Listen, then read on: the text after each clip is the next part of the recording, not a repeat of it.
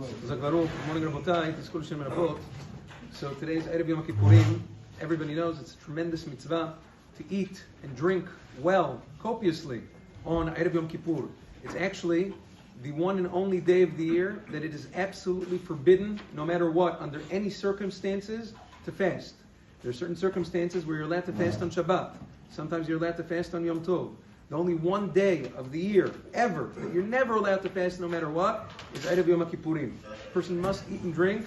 Shtabach Shema, Kadosh Baruch Hu gives us such beautiful mitzvot of eating and drinking. Kadosh Baruch Hu wants us to have koach for the fast tomorrow. So much so that the Chachamim teach us that a person who eats well today, it's as if he fasted today and tomorrow. Shtabach Shema. So, Mikol Makom, also, it is customary on Erev Yom Kippurim to be tovel b'mikveh, even those who are not makpid to go before every Shabbat, every Yom Tov, even those who weren't makpid to go before Rosh Hashanah, on every Erev Yom Kippurim is a very important thing. Wherever possible, the Ben Ish Chai says it's so chamur, a person should be careful about chatzitzot as well, but it's not meikar adin. So, also, it's customary on Erev Yom Kippurim to pray mincha early. For a person to pray mincha early, there's different reasons among the Rishonim why that is, but a person should be mitvadeh.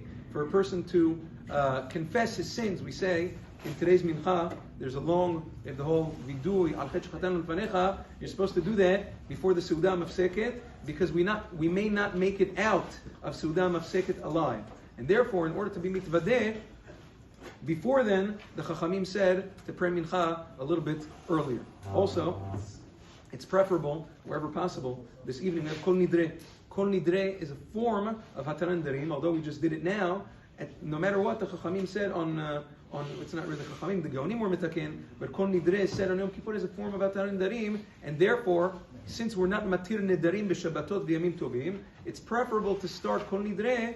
It's preferable even to complete it, but at least to start it before Shki'at HaChama. Tonight Shki'ah is at about 7:03, so if a person can say Kol Nidre before then, Matov Mana'im. Even if he did not, Mikol Makom, it's fine, you can say it afterwards. A very important thing.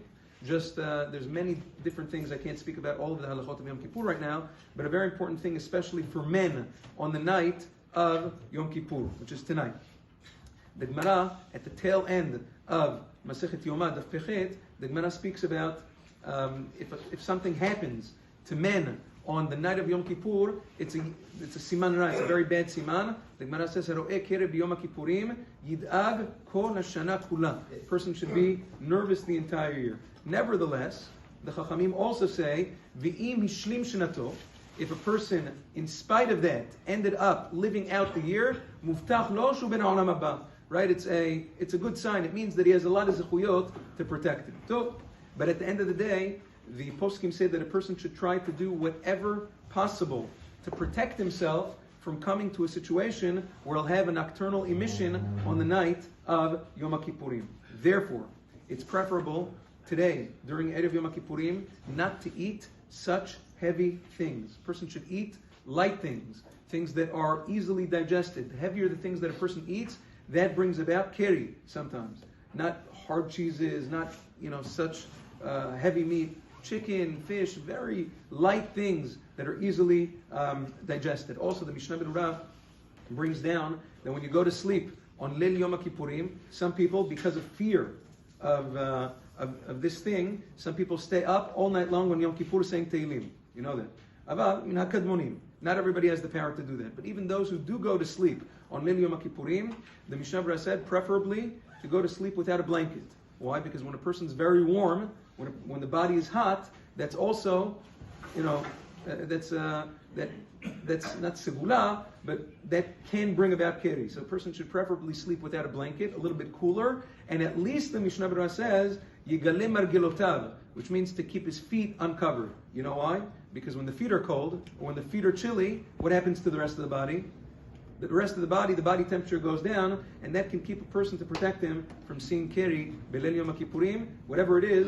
At the end of Tfilat Arvit, there's a segula. The Tari HaKadosh says to say that the first 4 prakim in Tehillim, Aleph, Bet, Gimel, Dalet, if a person says it before he goes to sleep, it's and Kriyat Shema and Mita B'Chavana, it's a segula that he shouldn't see keri al mitato, especially on Yom Kippurim. I'd like to take this opportunity to wish you all Tizkor Shem Rabot, Na'imot V'Tovot, Gmar Chatima Tova, Lanu Klo Yisrael, and to ask everybody here also for Mechila.